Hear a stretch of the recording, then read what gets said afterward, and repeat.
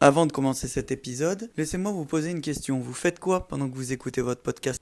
Si vous êtes au volant, faites attention à vous. Pour les autres, est-ce que vous connaissez Créani ? Créani, c'est quoi ? C'est des moments à partager, des moments à vivre à travers des créations en plâtre, des figurines pour tous les âges que vous allez pouvoir personnaliser avec de la peinture ou des feutres acryliques. Retrouvez toutes les créations sur le site creani.fr et bénéficiez d'un code promotionnel de 10% sur votre commande avec le code promo question au singulier. Un grand merci à Créani d'être le premier partenaire de ce podcast. Je vous souhaite un bon épisode.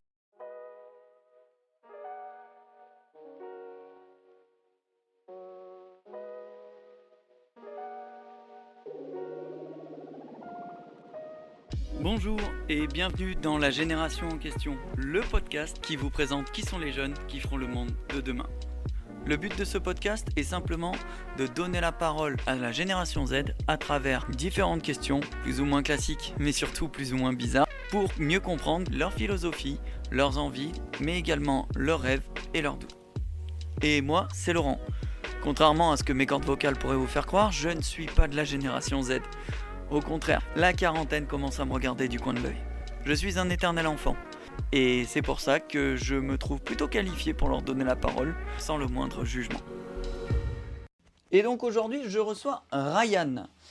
Ryan est une... Oui, contrairement à ce que son prénom pourrait vous faire penser, Ryan est une Ryan. C'est une de mes étudiantes en Master Stratégie des entreprises, manager de la stratégie des entreprises, qui est tout simplement ce qu'on pourrait qualifier être une guerrière. C'est-à-dire que son tempérament, il est très simple. Vous prenez la majorité des combats sur lesquels les gens ont décidé d'arrêter de se battre parce que à quoi bon et c'est ok. Bah pour Ryan, c'est pas ok. Elle est une de celles qui défend le plus à peu près toutes les causes qui sont censées rester être défendables et où une majorité de gens ont décidé d'arrêter.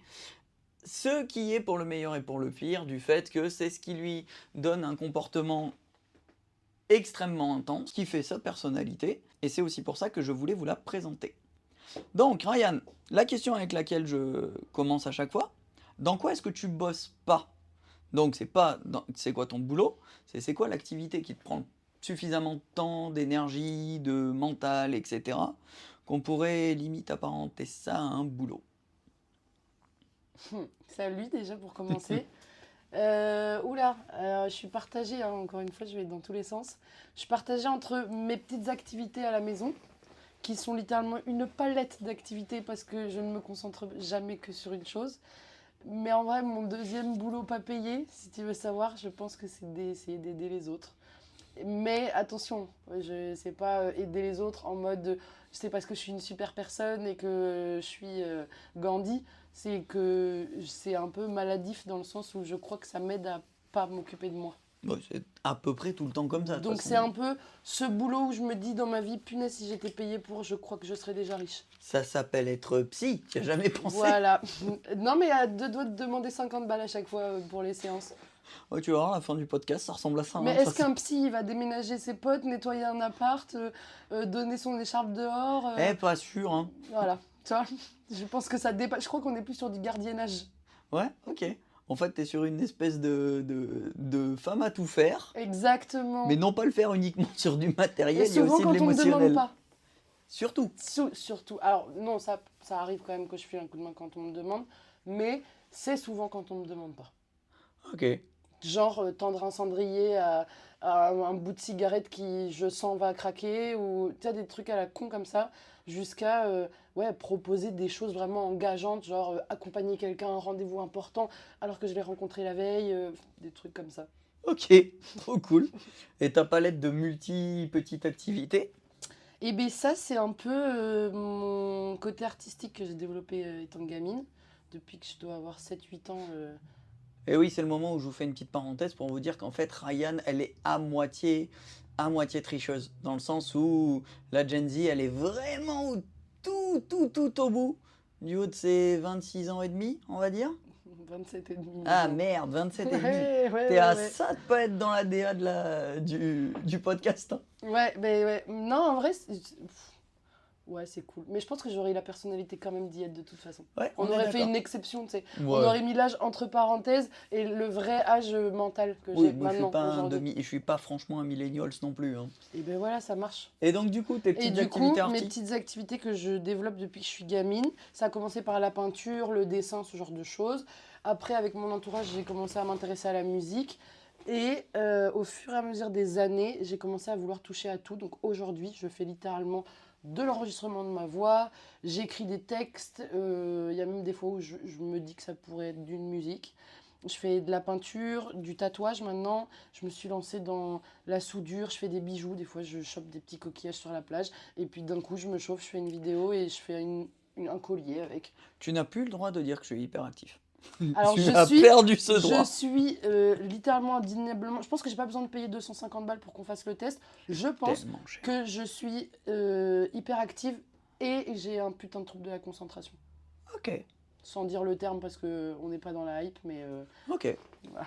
Ça Donc marche. toutes ces activités, je peux pas dire je fais un truc, c'est que j'adore tout ce qui est artistique, comme aller au musée, mais ça fait partie de ma vie tout le temps, depuis toujours en fait. Ok. T'as le temps d'y aller en ce moment au musée et de faire Tout ça, j'ai pas le temps de le faire. En fait, j'ai pas le temps de créer, j'ai pas le temps de. Du coup, c'est là où je me planque un peu derrière le tatouage maintenant que je peux faire facilement parce que ça mêle les gens à ça. Et l'écriture sur téléphone, enfin faire des réels sur Instagram, ça a été un peu trop cool à découvrir parce que ça m'a permis de compenser toute cette créativité qui devait sortir. Et de pas peindre, souvent ça me frustre quand j'en ressens le besoin ou l'envie. Et quand c'est un manque de temps, c'est affreux, je trouve. Ok, ça roule. C'est quoi ton activité professionnelle du coup, vu qu'on a vu celle qui l'est pas? Mon activité professionnelle, bah, du coup, je suis alternante, donc je suis à moitié en cours, à moitié en cours, donc au travail. Et je suis chargée de communication chez un gros groupe qui vend de l'agro-fourniture, de l'agro-équipement.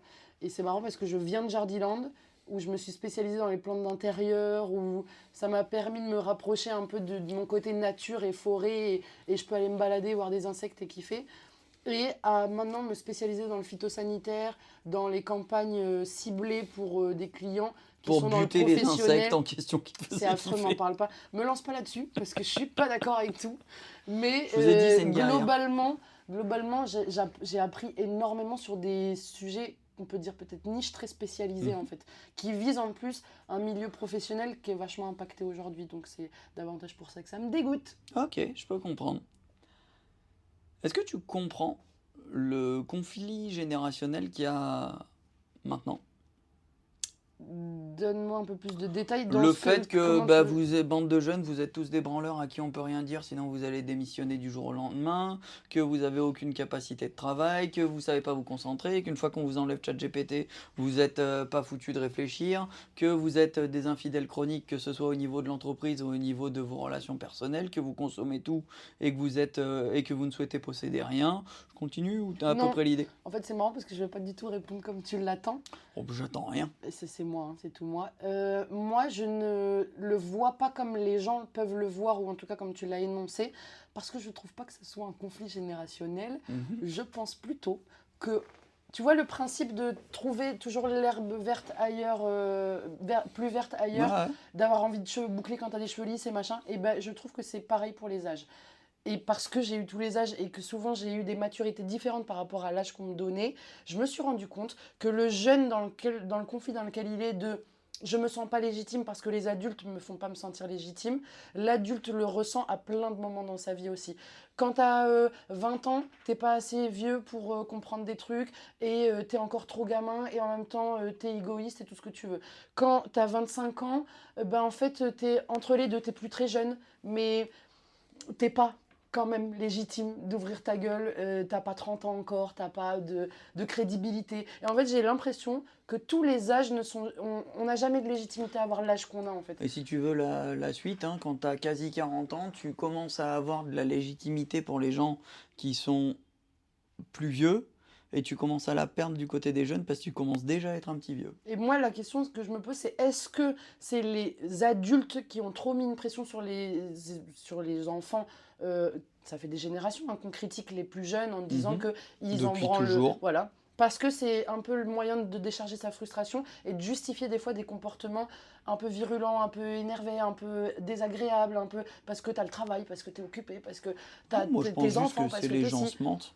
Et le truc, c'est qu'en fait, nous aussi, les jeunes, on le fait. Donc, est-ce que c'est à cause de l'impact que les adultes ont eu sur les enfants que maintenant les jeunes aussi enlèvent toute crédibilité aux adultes qui voudraient être dans l'air du temps, les comprendre davantage, comprendre leur argot, tu vois. Donc, j'ai l'impression qu'en fait, c'est un conflit mutuel aujourd'hui. Mais après, le conflit générationnel, il va souvent dans les deux sens, Voilà. hein. C'est le fait que les Et deux même se les comprennent vieux, pas. c'est pareil, tu vois, tu peux avoir une santé mentale et physique qui quand même tient grave la route et tu vas être incroyablement énergique et dynamique dans tout ce que tu vas faire plus que quelqu'un de 5 fois moins, 5 fois plus jeune que toi. Et finalement te retrouver face au truc de non mais vous êtes trop vieux pour bosser dans une boîte, non mais de toute façon toi t'es un ancêtre. Enfin tu vois, il y a toujours une part de jugement en fait je trouve. Bien sûr. On adore juger les autres. Ouais, et puis on a surtout la mémoire courte. Aussi, ça par contre, il y a un problème avec ça. C'est t'as oublié que t'as été con, jeune, Eh oui. et que t'as eu besoin de ça. C'est-à-dire qu'aujourd'hui, dans la construction de l'adolescence et de l'éducation, c'est une nécessité que de voir son enfant braver les limites et de toi devoir lui en poser. Mais- Sans balancer ta frustration dans sa tronche, quoi. Mon boulot, c'est vous apprendre à 20 ans à comprendre des trucs que j'ai compris à 30. Mm. Ça peut pas marcher.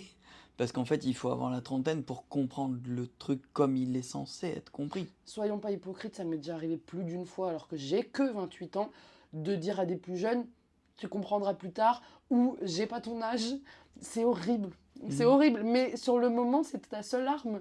Parce qu'en fait, la personne n'en a tellement rien à foutre de l'écoute qu'elle peut t'attribuer et d'un certain respect juste humain, que c'est ton seul argument de dire doucement, hein, je suis Sauf ton que- aîné, mais et t'es puis- l'aîné de personne en fait. Et puis très souvent, on était aussi con qu'eux à leur âge. Je hein. suis complètement d'accord, et c'est parce qu'on l'a beaucoup entendu, je pense qu'à un moment tu le normalises. Et en fait, c'est ça qu'on dit aux gens qui sont des éternels enfants. C'est juste qu'ils s'autorisent à rester des petits cons. Ouais, c'est vrai. Ça, c'est moi. Ou juste qui s'autorisent une forme de liberté, en fait, juste tout simplement.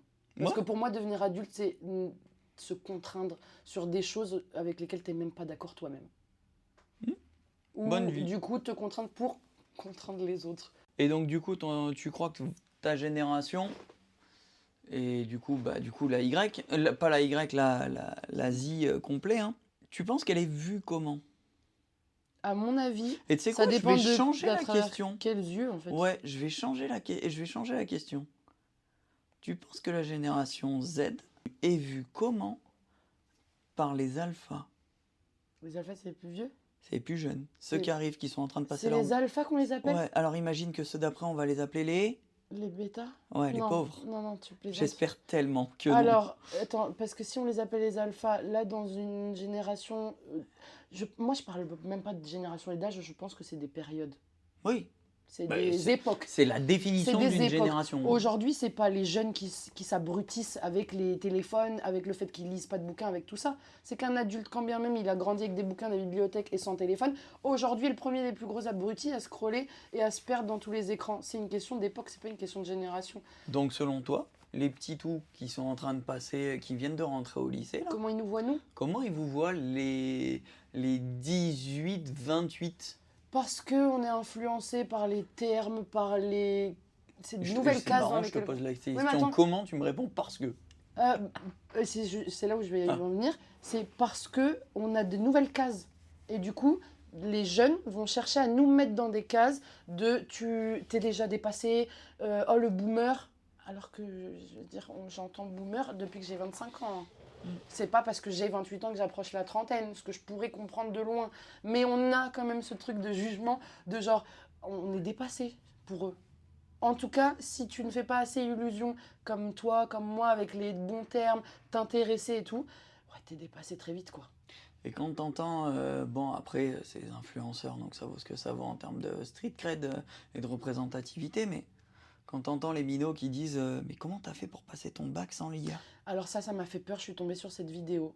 Et je trouve juste cet enfant mal informé et mal éduqué. Dans le sens où il y a l'IA, bien évidemment. J'ai connu les deux. J'ai connu Google, qu'on utilisait comme l'IA. C'est même un mec qui a fait un remix de la vidéo en disant « Ben on avait Wikipédia, putain, en fait !» Et la vérité, c'est que les profs avaient le même problème avec nous sur le plagiat, sur toutes ces... Pour moi, on va trop loin avec la technologie au point de se perdre complètement. Et on rentre dans l'idiocratie. Mais j'ai regardé le film avant, et vu qu'il y a des années un peu d'écart avant d'arriver à cet état-là, d'arroser les plantes avec du soda, je me dis, j'ai le temps de prendre du plaisir à voir le monde... Et en marrant. même temps, quand tu regardes le film Idiocratie, est-ce qu'au final, le personnage du président, qui est un ancien catcheur et tout, est-ce qu'il serait pas mieux que celui qui est en ce oui, moment mais je garde pas tout le système et encore moins la population. Tu m'étonnes. Les états des maisons et tout ça, c'est non. Si vous l'avez pas vu, les gars, allez-y. Vraiment. Bon, allez-y avec une valise de second degré, par contre. C'est clair, mais allez-y de tout court. Parce Ouais. que à la limite, si t'as pas de second degré, au moins ça te fait flipper, quoi. Moi, je peux Ça comprendre. réveille. Non, franchement, ça m'a appris pas mal de choses. Mais je pense que, ouais, c'est vraiment juste une question de... On est toujours à la recherche... En fait, on veut tellement se sentir bien. Un enfant qui a trop entendu, qu'il était trop jeune, qu'il pouvait pas faire ci, que nanana. Forcément, à un moment, il va se rattraper, il va commencer à rendre la balle, en fait. Grave. Et c'est comme ça qu'il le fait. Ryan, c'est quoi qui t'intéresse en ce moment? Mais qui t'intéresse vraiment, vu que tu passes tout le temps d'un sujet à un autre, C'est quoi le truc qui est un peu en fil rouge là, que tu te dis, putain, ce sujet, ce thème, cet artiste, ce machin, ou totalement autre chose qui pourrait être inattendu, c'est quoi qui t'intéresse en ce moment? Apprendre. Le mot apprendre. Ok. C'est-à-dire que ne plus le voir comme une contrainte parce que tu dois réussir tes études, parce que tu dois rendre fier tes parents, parce que tes profs, ils sont pas payés à être là pour rien. Apprendre, d'avoir repris mes études et d'apprendre tout, sur tous les domaines. De m'intéresser et de me dire, putain, c'est génial, je l'emmagasine. Ça développe, ça me stimule en fait d'une force qu'avant j'étais très actrice. Fallait que... D'où les activités, de toucher à tout, d'être dans le manuel et tout. Donc j'apprenais comment visser une étagère, j'apprenais comment monter un lit en mode d'emploi, j'apprenais à peindre un mur, à poser du papier. Là, c'est apprendre du non palpable. Apprendre de la musique, apprendre d'une histoire de quelqu'un, apprendre d'une technique, apprendre d'une stratégie, apprendre. T'es boulimique de connaissances. Ah, j'adore, vraiment. Et t'en fais quoi? Et bien, tout ce que j'arrive à garder et à retenir, parce que la mémoire, elle se fait un peu compliquée là, j'en fais quoi? J'essaye de le transmettre. Parce que je crois que ça aussi, c'est une de mes activités favorites. Parce qu'on m'a bien transmis aussi pendant longtemps, grâce à beaucoup de professeurs comme toi, que j'ai eu tout au long de ma vie. À chaque année où ça pouvait être compliqué, il y avait toujours au moins un prof qui croyait particulièrement en moi et qui prenait le temps de discuter de ça avec moi. Et du coup, transmettre, c'est pour moi une des plus belles choses. Et c'est, je trouve, ce qui fait qu'on garde, en fait. Tu voudrais Ce en qui faire fait qu'on ton ne taf? rentre pas dans... Alors, je voulais en faire mon taf quand j'étais plus jeune. Je voulais être prof d'art plastique. Après, je voulais être prof de trucs de bien-être. Et en Et fait, puis tu t'es dit aujourd'hui, que je les pense cheveux que bleus, ça tirait pas? il n'y a pas besoin d'en faire son taf, à mon avis. À mon avis, tu peux avoir une autre activité qui, elle, ne peut pas se faire, se pratiquer sans salaire, parce que ça en vaut pas la peine. Et ça, du coup, le garder pour juste de l'humain et du coup, transmettre de la meilleure des façons. Ok. Si tu te fais payer pour, après, tu commences à... Je trouve que ça prend une nouvelle dimension. Voilà. Je comprends. C'est quoi l'œuvre que tu voudrais totalement oublier pour avoir le plaisir de la redécouvrir? Pulp Fiction, Ok. c'est mon film préféré. Maintenant, parce vous le que- savez, elle est vieille. Hein. Non, mais vraiment, Pulp Fiction, parce que c'est un de mes films préférés. J'aurais pu dire American Psycho, mais on est vraiment dans l'artistique, dans le cinématographique. Je trouve que Pulp Fiction est une œuvre de minute en minute. Ok. Et malgré l'avoir vu 10 fois, je peux encore le revoir sans aucune lassitude. Et je pense du coup que ça me ferait plaisir de le redécouvrir complètement. Ok. Alors, la question du coup qui va avec, c'est si tu l'avais jamais vu et que tu le verrais maintenant, donc sans aucun attache émotionnelle en le regardant une première fois, Il n'est pas lié à une attache émotionnelle, est-ce que tu penses que tu aurais le même feeling, voire même plus? clairement. J'ai découvert Thelma et Louise il y a 2 semaines. Ok. Ça me fait un effet juste parce que j'aime l'image. Je dépasse le côté on regarde un film avec une histoire, c'est que je vois tellement d'autres choses, je vois Et les tu t'es pas plans, je encore vois tatoué les... la bagnole qui saute dans le ravin? Ils ont trop fait, tous. Tu m'étonnes. Ils m'énervent. Même les danseurs là, dans Pulp Fiction et tout ça, y est, c'est bon, j'en ai marre. Alors, oui, je fais partie des gens qui veulent ressembler à personne, et qui veulent être authentiques et uniques. Et j'ai arrêté de rechercher ça parce que je pense que c'est quand on recherche ça qu'on s'uniformise davantage. Mais je fais partie de ces gens-là. Il y a Chiant. un gars qui avait un tatouage de Pulp Fiction que j'ai vu. Alors putain, faut avoir la ref. Il avait sur le bras de tatouer la seringue avec le produit qui plante dans le cœur d'Emma Thurman. Bah ouais. En vrai, c'est mythique, mais toutes les scènes sont mythiques. Comment il est monté le film, c'est même plus juste le Tarantino, parce que j'ai été déçue par Tarantino en apprenant qu'il n'avait pas toujours fait office de l'hommage qu'il faisait aux films d'enfance. Et du coup, ça m'a un peu... Là, pour le coup, je me suis dit, c'est pas le génie que je croyais être. Mais Pulp Fiction, quand je le regarde, j'ai regardé tous ces films, je les adore tous, il y a un truc, comment c'est cousu en fait. Ok. De découvrir ce qui arrive au début que à la fin, d'avoir le générique au début du film, tout le rythme en fait, toutes ces scènes mythiques. Il n'y a pas un moment où tu te dis putain ça m'emmerde. Alors que les 8 salopards, je l'adore, je le materai pas 10 fois, tu vois. Ok. Moi je suis Mais parce que ça stimule mon Moi manque j'ai un de concentration, petit peu du ça me mal chope à avec chaque fois. Tarantino. Tu vois, Pulp Fiction, il chope ma concentration. À chaque fois que je peux aller divaguer, hop, il me rechoppe avec une couleur, un dialogue, un truc. Je suis fan. Moi, je suis pas hyper fan de Tarantino. Mais en fait, moi, Mais pourquoi si tu parles avec la plupart des gens, ils disent ouais, de toute façon, les grands réalisateurs, machin, un tel et un tel. Moi, les deux sur qui tout le monde dit waouh, ils sont incroyables, auxquels je suis un peu hermétique, c'est Kubrick et Tarantino. Alors que tout le monde dit ah waouh, c'est transcendant. Kubrick, c'est une hype, hein, dans le sens où j'aime ça, je connais, j'ai appris ça de mon prof de philo. Je suis fan, mais parce que je suis fan d'image. Si t'es pas fan d'image, si t'es pas fan d'un point de vue, si t'as pas ce truc de transfert de te dire là, je le vois avec mes propres yeux, on enlève l'écran, tu vois ça le truc. t'intéresse pas de voir un singe en train de faire un truc pendant 1 heure Mais en fait, sans rien. c'est clairement pour moi, je regarde du Kubrick, j'ai envie de dire mais Stanley. Fallait continuer la photo si t'avais pas envie de montrer les gens qui bougent dedans. C'est ça que j'aime, c'est que c'est cette photo. Ah mais les images sont incroyables, okay. Mais c'est juste l'histoire des personnages dedans. Enfin, tout le monde te dit waouh, Shining, meilleur film d'horreur. Je l'ai regardé 3 fois, je me suis endormi devant 2. C'est la catégorie qui va pas. Je trouve qu'il y a des films, ils sont juste mal classés. Du coup, toi, tu te fais une attente particulière. Quand tu entends film d'horreur, tu t'attends à quelque chose qui te prenne, qui te fasse vivre le suspense en mode toi-même stressé. Et tu vois, on n'est pas sur un film d'horreur. Mais tu vois, t'as tout le temps le côté, les gens qui disent ouais, mais c'est parce que toi, t'aimes les films à jumpscare, etc. Alors que là, on est vraiment sur une ambiance pesante. Non. Mon film préféré d'horreur, c'est L'Exorciste. Déjà. Et en version longue. Je suis d'accord avec toi. Niveau ambiance. Du coup, Paranormal Activity, c'est mort pour moi. Il y a beaucoup de trucs. Annabelle, pas film d'horreur pour moi. Il y a plein de trucs comme ça que je ne mettrais pas dans film d'horreur. Soit je ferais une nouvelle catégorie, soit on irait dans le thriller psychologique. Shining, ça va dans le thriller psychologique. L'histoire, elle est folle. Et moi, j'ai un autre problème, c'est que j'ai trop kiffé le bouquin. Mais attends, ça veut dire que ça t'empêche de kiffer le film ? Parce qu'il y a tellement de trucs, je dis mais pourquoi tu développes pas ? C'est super intéressant.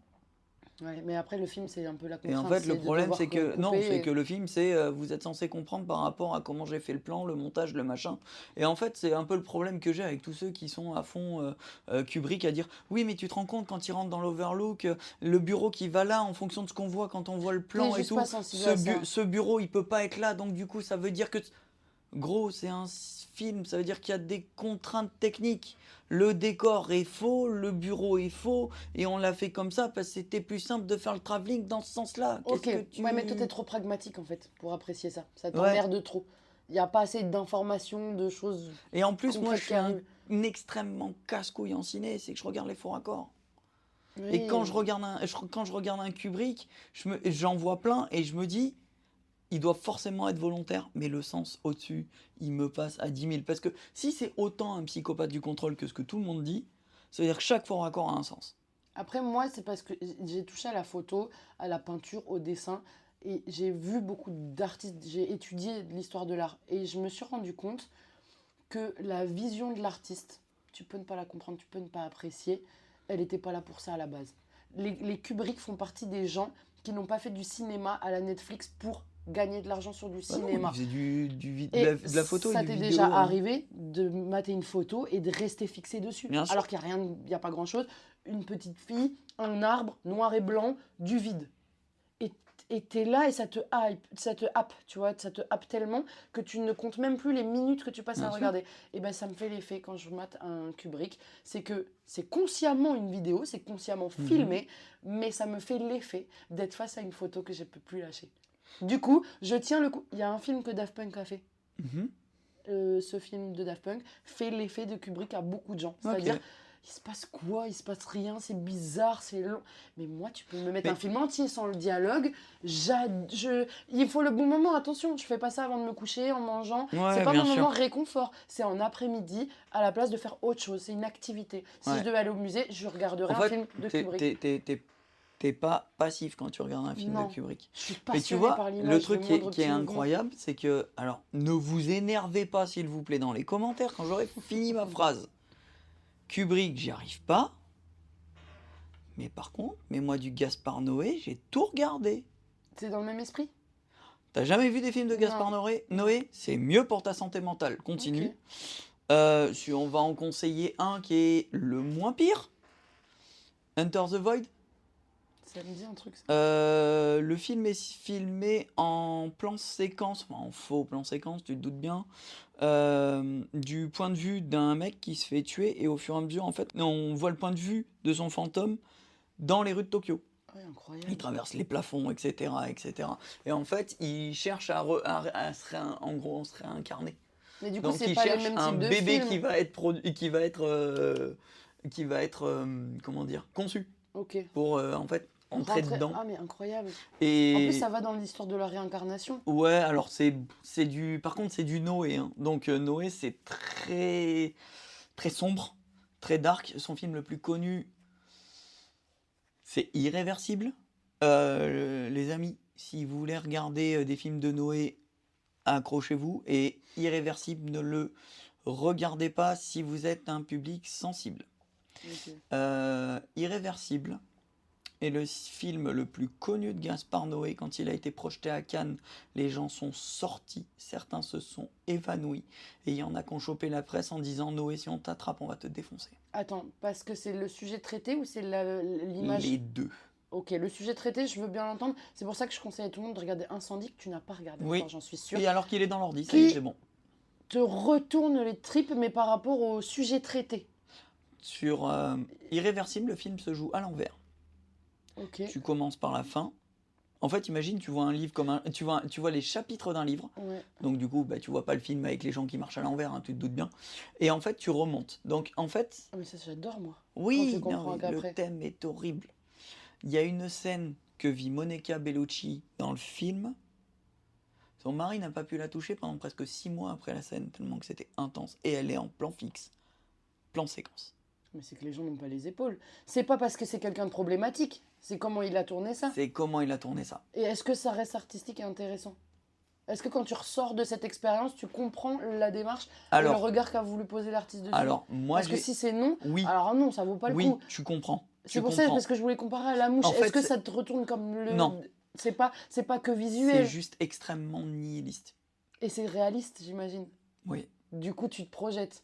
Alors que la mouche, Et- ça dégoûte. Et Mais tu te dis pas que après, c'est demain, tu après peux la mouche, téléporter. c'est du avec- body horror. Ouais, mais ça, pour le coup, ça a fait un réel effet très Et fort. après ce film, Irréversible, je l'ai vu à 14 ans.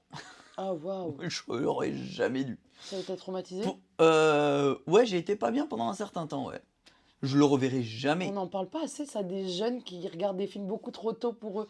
Bon, après, moi, je me suis fait une espèce de challenge, c'est de dire quels sont les films qu'il faut pas avoir vus pour les voir. Donc, c'est-à-dire, entre 14 et 16 ans, je me suis fait Irréversible, Cannibal Holocaust, Green Inferno, tout un tas de trucs comme ça. Non, Green Inferno, c'était plus tard. C'est un choix personnel. Moi, ma petite sœur, à l'âge de 7 ans, elle s'est retrouvée... C'est quoi? C'est Silence des agneaux? Le Allez! film d'horreur, genre, avec les moutons et tout qui mangent des gens? Non, Silence quoi? des agneaux, c'est un film avec Hannibal Lecter. Un joué truc par, avec des moutons. si- Mais genre, un truc que je ne l'ai jamais vu, moi, ce film. Ok. Je l'ai jamais retrouvé.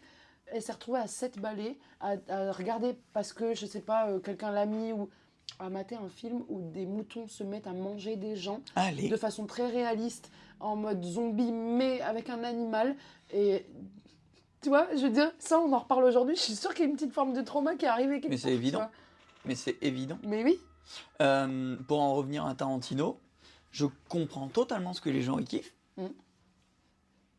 Pulp Fiction, moi j'ai du mal, mais parce Ah que ouais. je comprends ce que les gens aiment dans En fait, ce c'est film. trop obvious pour toi. Tu vois la couverture, tu te dis, bah, il n'y a rien de. Bah, en fait, si tu veux, moi je vois Pulp Fiction avec des arcs dedans, Oui. et en fait, tous ne me plaisent pas. Même si à la fin, c'est comme un grand film choral où Mais tout, moi, tu sais comment où je les tout a un vois? C'est lien. comme des modes de vie. C'est-à-dire qu'en fait, moi, tu vas dans tellement le plus simple que c'est comme quand ton pote a lâché une punchline, une phrase trop intéressante, une blague nulle que t'as kiffé parce que c'est dans dans cette intonation-là, dans cette énergie-là. Les films de Tarantino ou les films que j'aime le plus dans ma vie, comme American Psycho, c'est les films les plus réalistes, qui sont psychologiques, où tu te dis, peut-être que ton voisin est comme ça, peut-être qu'il se passe ça à côté de toi. Et en fait, il y a aussi ce délire davantage de... C'est la série B, c'est le côté exagéré, avec le mec qui fait un serment pendant un petit moment, qu'on lui tire dessus. En fait, tu vois bien que techniquement, à la position dans laquelle il est mort en fait. Les balles, elles sont derrière lui, elles sont pas sur les côtés. En fait, tous ces trucs-là, super lourds, obvious, je surkiffe. Et Mais moi, parce que je crois que j'aime aussi l'absurde. le- Beaucoup, beaucoup, beaucoup. moi, tu vois, le Tarantino que j'aime bien, c'est Inglourious Bastard. J'en étais sûre. Mais Les pour... scalps. T'aimes trop, Ah mais parce qu'il y non! a une forme d'histoire Ah dedans, non! non? Alors déjà, il y a une forme d'histoire, et puis parce que surtout Christopher Waltz. Oui. C'est vrai C'est le seul film que je n'arrive pas à regarder en VF parce que putain, ce mec sait jouer dans toutes les langues et il est incroyable. Mais Ce en film fait, est incroyable. moi, ce que je kiffe dans ce film, c'est la tension dramatique qui ne fait qu'augmenter. En fait, t'as le côté Tarantino où en fait, voilà, on va vous montrer un tableau et l'intensité va monter, monter, monter, monter, monter, monter, monter et on change de tableau. Mais il y a un côté en jeu, en fait, avec ce film. Mais voilà, et Il faut que tu le comprennes. c'est le Il truc. faut que tu sois dans Pulp Fiction. C'est juste des images qui Mais font... voilà, il n'y a pas d'enjeu en fait pour Mais moi c'est dans ça Pulp qui est trop Fiction. cool. C'est que tu peux le regarder dans n'importe quel contexte. Tu peux le regarder à tout Dans moment. n'importe quel ordre. T'es pas obligé de le mater en entier. En fait, il y a ce truc de ça t'enlève la culpabilité de devoir être concentré face à quelque chose. Et quand même, t'es un peu bluffé par le côté artistique. Parce que les images, elles sont trop belles. Le mec qui monte sur la table, qui veut braquer, le gars qui fait son serment avec sa coupe afro, sa droiture, le fait que la mallette brille quand elle s'ouvre, plein de... Ça, pour moi, c'est artistique. La gueule de Travolta qui se retourne en posant son flingue juste avant qu'il y ait le dos d'âne et que la Et balle Travolta parte. qui meurt, du coup, t'es quand même Spoiler, touché. hein, du coup, les gars. Oui, ça suffit depuis le temps, à un moment donné, c'est bon. Mais c'est ce truc de... Tu t'y attends pas non plus quand tu l'as jamais maté. Et quand tu l'as maté, t'es trop content d'attendre tes scènes. Parce qu'on fait la psychologie des persos de tous les persos. Et c'est là où je crois que je m'ennuie pas. Parce qu'il n'y a pas de moment juste latent pour rien. Alors Ok. qu'à côté, je peux te dire que j'adore Kubrick pour les moments latents. Et c'est des choses différentes, mais je ne les regarderai pas à la même fréquence. Je me remate pas l'Odyssée de Minin, là, 10 fois dans ma vie. Hein. Je la rematerai une fois, je pense, ou deux.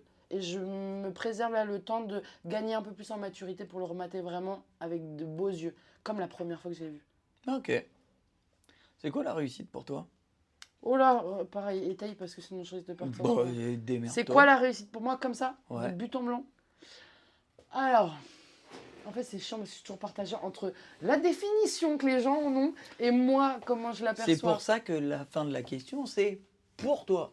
Bah- Moi, la réussite pour moi, il y a plein c'est moi qui répondrai aux questions à la fin de la saison. Oui, je vous spoil, mais à la fin de la saison, c'est moi qui réponds aux questions. La réussite pour moi, c'est pas une définition à moi, mais c'est un truc qui se fait que tu ne peux mesurer qu'une fois dans ta vie. Ok, ben moi la réussite pour moi, j'enlève tout ce qu'on m'a mis dans la tête. C'est quand enfin t'es fier de toi. Ok.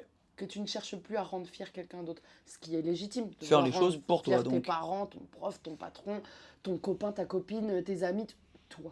Le jour, et il y en a qui mettent 40, 50 ans des fois, il y en a de Il y leur en vie a qui y entière, arrivent pas. voilà, qui n'ont jamais réussi à ce stade. Les gens se dénigrent tellement, on pousse tellement les gens à perdre confiance en eux, à se remettre en question, mais de façon trop poussée, que je trouve qu'aujourd'hui, comme le truc de vivre le moment présent, Ouais. c'est un peu comme un mythe, alors qu'il y en a qui y arrivent, bah, c'est d'être fier de soi. Ok. D'arriver à dire, là, je suis fier de moi, genre, Ok. pour la moindre petite chose complètement conne. Mais c'est justement celle-là qui doit Et ça, dès pour qu'elle moi, en c'est doit la être le réussite. Et du coup, t'es voué, normalement, quand t'as compris ça, à vivre tous les jours des réussites. plus. Ok. C'est beau. Inspirant même. C'est quoi le plus gros mensonge universel qu'on t'ait dit? je choisis celui qui a eu un impact, peut-être quand même. Alors, Universel, c'est-à-dire un Bah, tu sais, mensonge les espèces de petites phrases toutes faites, le travail c'est la santé, de mes parents si ou tu... sociétal? Tout. Le si tu veux, tu peux, le si tu t'es pas... Si la réussite, ça sourit aux audacieux. Tu sais, toutes ces espèces de petites phrases toutes faites que en fait, tu y as cru et tu t'es rendu compte que... Bah non, en fait. C'est horrible parce que les deux seuls auxquels je pense, je leur ai donné raison à un moment donné. Ok. Donc Genre, c'était pas des mensonges. non, mais ça fait partie de ce modèle de petites phrases qu'on dit. Genre, par exemple, il y a un truc qu'on m'a toujours dit. Tu leur as donné raison parce que t'as voulu y croire. Non, parce que j'ai compris.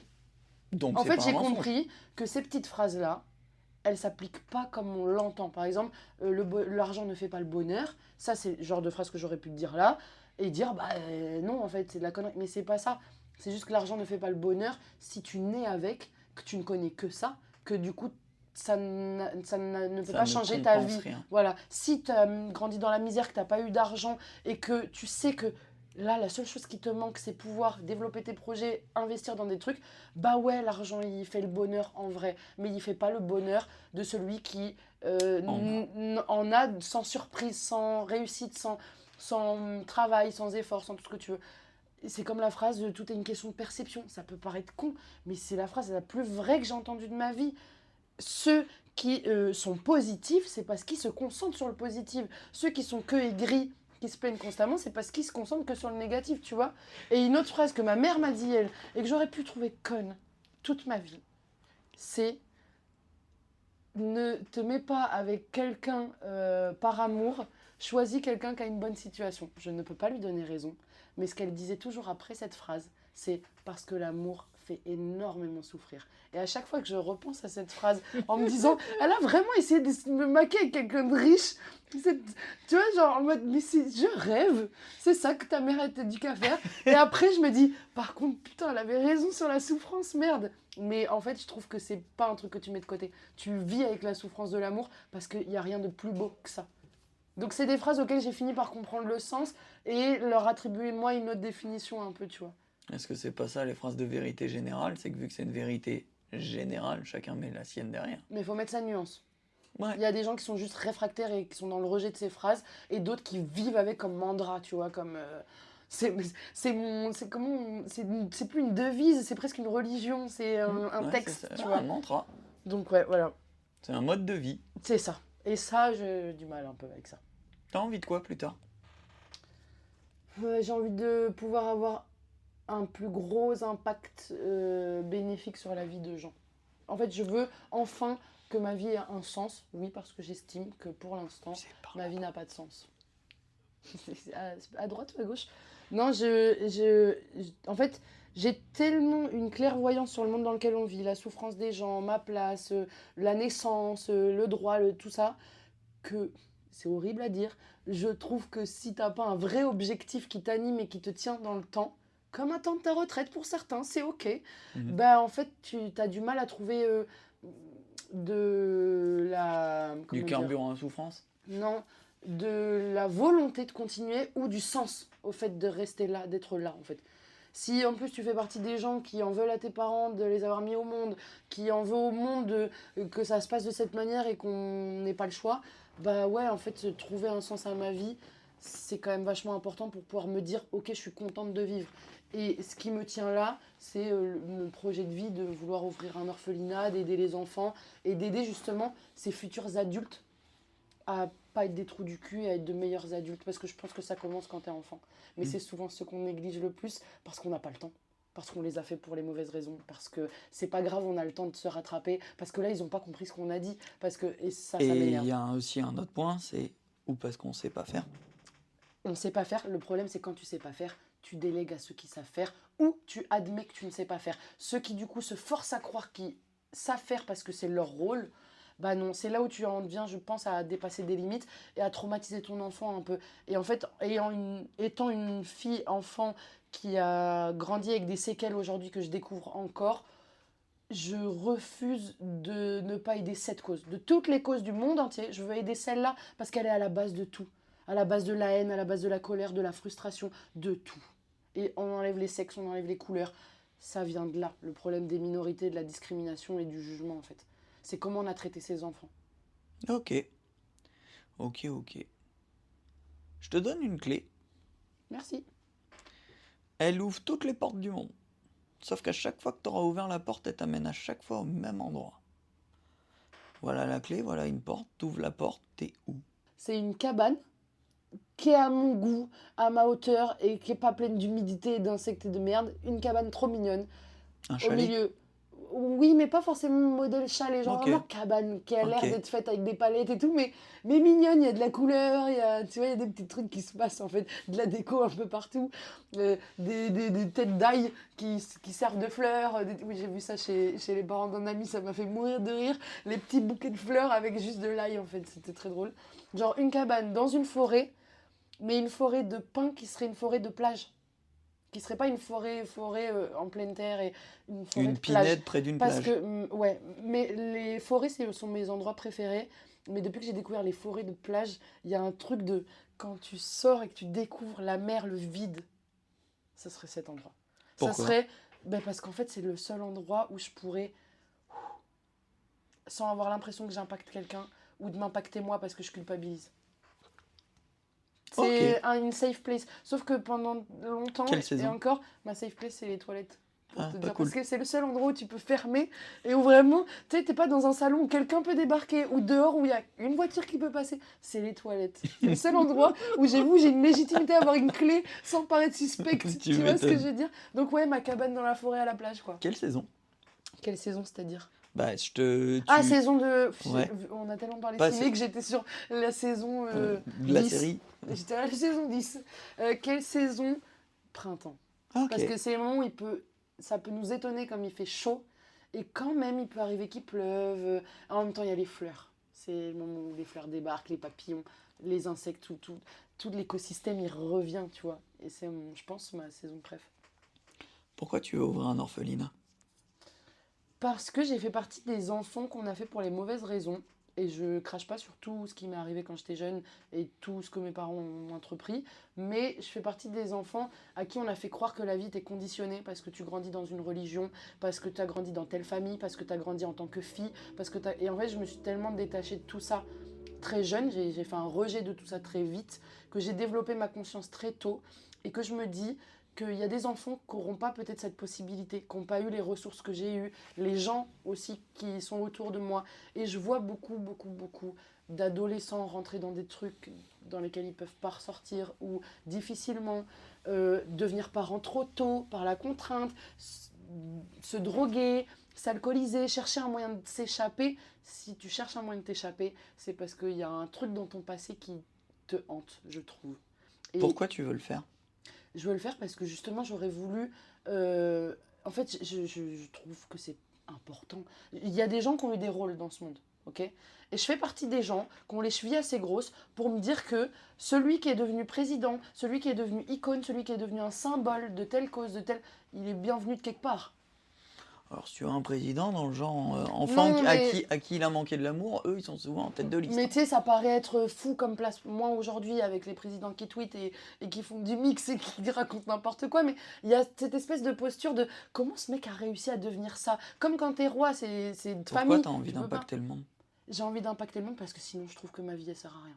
Genre, vraiment, venir au monde, subir, essayer de trouver du positif, essayer de sortir boire des coups, aller à la plage pour trouver des moments fun, découvrir qu'en fait le bonheur c'est pas quelque chose qu'on chope et qu'on met dans un coffre et qui se garde, c'est plein de petits moments, découvrir qu'en fait la vie elle est très pourrie aussi à cause des décisions des autres.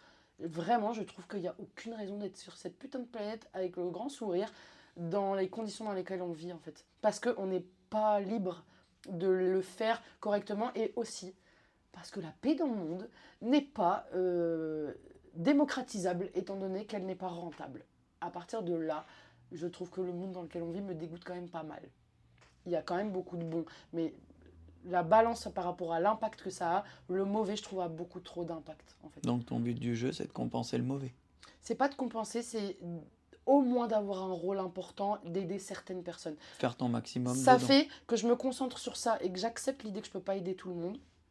mais que du coup, les gens que j'aiderais, je les aiderais vraiment, que de faire plein de petites choses pour plein de petits gens, de donner toute mon énergie à ne pas m'occuper de moi pour essayer de déjouer l'idée qu'en fait, être au monde n'est pas une idée qui me plaît.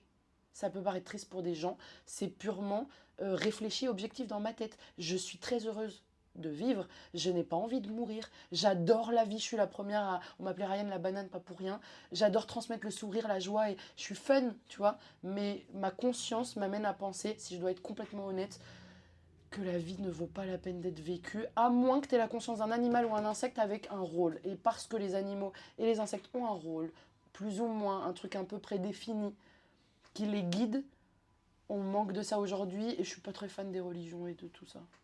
Ok. Donc aider des enfants qui peut-être sont vraiment notre avenir, je trouve que c'est peut-être la meilleure des missions qu'on peut se donner. Ça marche. C'est quoi pour toi les conditions de travail dans lesquelles tu es la plus efficace? La pression. C'est con, hein? Ouais. C'est pas en plus une vision long terme, ça. Hein. La pression, parce que je crois que quand j'ai trop le temps, c'est le moment où justement mon esprit divague Ouais, et mais se ça, c'est permet ton de côté partir. hyperactif. Voilà. Ou juste problème de concentration, du coup, par rapport au fait que ça cogite énormément là-haut, tu vois. Ce Quand qui je suis fait à sous la pression, il n'y a que ça. J'ai un timing, c'est une question de vie ou T'as de pas le mort. choix. Et je suis très impliquée dans mes missions, surtout quand ça, c'est pour les autres ou que ça implique d'autres personnes. Ce qui fait à la dernière minute n'aura pris qu'une minute. Voilà. Mais je sais pas pourquoi, il y a un truc qui fait que je fonctionne bien mieux sous la pression, mais pas sous la pression de quelqu'un d'autre, attention. Là-dessus, je suis... Ça n'a aucun effet. Ah non, mais ça a un effet, c'est de me démotiver complètement. C'est-à-dire que je peux rester, te faire croire que je vais faire ce que tu me demandes et le faire de la pire des façons parce que tu m'auras perdu, quoi. Ok. C'est la pression que je me mets à moi-même, en général. Encore 2 questions, Ryan. Oui. Pourquoi t'as accepté ce podcast? J'ai accepté ce podcast parce que je suis putain de fan de la personne que j'ai en face de moi, qui parle, de la voix que vous entendez en dehors de la mienne, parce que j'adore les podcasts. Je trouve que dans le côté on s'abrutit, on devient complètement débile à cause des écrans, des machins, des trucs, et on ne lit plus, le podcast, c'est vraiment ce truc qui fait que la voix, les mots ont encore de l'importance. Tu dois envoyer un message vocal. Un seul message qui sera reçu simultanément. Donc ça doit être le même message pour les 2 personnes. À Ryan dans 10 ans et à Ryan il y a 10 ans. Tu te dis quoi? Je me dis littéralement, t'inquiète, demain ça ira mieux. Et à tout moment, c'est pas demain, c'est dans une semaine, mais ne crois jamais que ça ira mieux pour toujours. Puisque chaque journée, chaque semaine, chaque mois de ta vie sera rempli de déceptions, d'échecs, de choses casse-gueule, et de bonheur et de petites joies. Et c'est pour ça que je reviens à toute une question de perception et que j'aurais pas dit il y a quelques années sans cette maturité. C'est de vraiment juste accepter ce qui t'arrive si t'en as la force et ou d'accepter tes émotions si tu dois succomber. Ok. Ryan, merci. C'est tout pour cet épisode. Merci de l'avoir écouté. On se dit à dans 15 jours et la semaine prochaine, je recevrai Nicolas.